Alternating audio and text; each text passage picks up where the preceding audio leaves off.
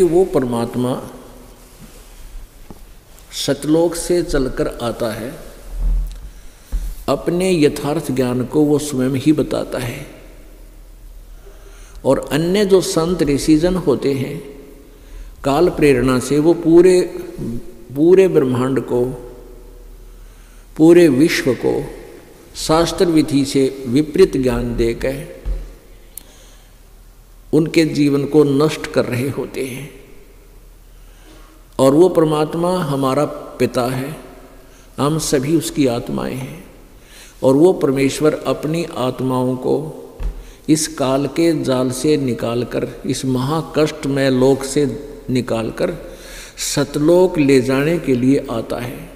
काल भगवान का और परमेश्वर का एक अनुबंध है कि काल ने ये कहा था कि परमात्मा, जो प्राणी आपका ज्ञान सुने, आपके ज्ञान को सत्य माने और पूरा विश्वास करके आपके द्वारा बताए गए भक्ति मार्ग को ग्रहण कर लेगा, उसको मैं छोड़ दूंगा। और हे परमात्मा, जो आपका ज्ञान माने नहीं, हमारे ज्ञान को जो माने तो वो हमारे पास रहना चाहिए, उसको आप मत ले जाना। तो परमात्मा ने इसीलिए आकर के ये ज्ञान आधार बनाया कि जो मेरे ज्ञान को स्वीकार कर लेगा उसको मैं काल से बाहर कर दूंगा, और यहाँ रहेगा जब तक उसको सारे सुख दूंगा। क्योंकि तो सर्व सुख संपन्न परमात्मा है, उसके हाथ में हमारी सब कलम है। हमारे प्रारब्ध में नहीं भी कोई वस्तु है वो लिख देगा, हमारे प्रारब्ध में कोई पाप ऐसा भयंकर है जो हमें हानि करने वाला, उसको काट देगा, कैंसिल कर देगा। तो परमात्मा की साधना अब तक जो हम कर रहे थे वो पूर्ण परमात्मा की नहीं थी, जिससे हमें कोई लाभ नहीं हो रहा था। साधनाएं भी करते थे, भक्ति भी करते थे, और कष्ट ज्यों का त्यों आ जाता था। तो इसलिए परमेश्वर ने स्वयं आकर के जिन पुण्य आत्माओं, वरिष्ठ आत्माओं, श्रेष्ठ आत्माओं को वो मिले, उनमें से उन महापुरुषों ने में कौन कौन है? आदरणीय मलुकदास जी, आदरणीय धर्मदास साहिब जी, आदरणीय नानक साहिब जी, आदरणीय दादू साहिब जी, आदरणीय गरीबदास साहिब जी। छुडानी के अंदर तो हरियाणा जिला में, हरियाणा प्रांत में जिला झज्जर के अंदर एक छुडानी गांव है, वहाँ पर आदरणीय संत गरीबदास जी।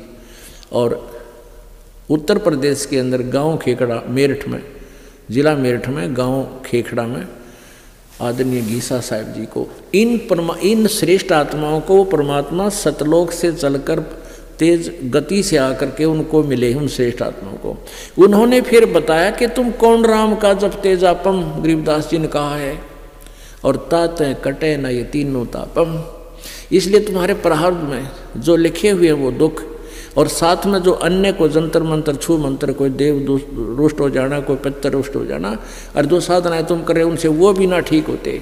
इसलिए तुम कौन राम का जाप कर रहे हो, तुम किस भगवान की भक्ति कर रहे हो जिसे तुम्हारे संकट भी निवारण नहीं होते। उसके लिए फिर पता है कि समर्थ का शरणागहो रंग होरी हो, और कदे ना हो अकाज राम रंग होरी हो। समर्थ माने उस परम अक्षर ब्रह्म का शरण लो परम संत के माध्यम से, और फिर तुम्हारा कभी भी कोई अकाज नहीं होगा, आपकी कोई भी हानि नहीं होगी, आपका कोई ऐसा अकाज यानी आपके ऊपर कोई कष्ट नहीं आएगा। बोलो सतगुरुदेव।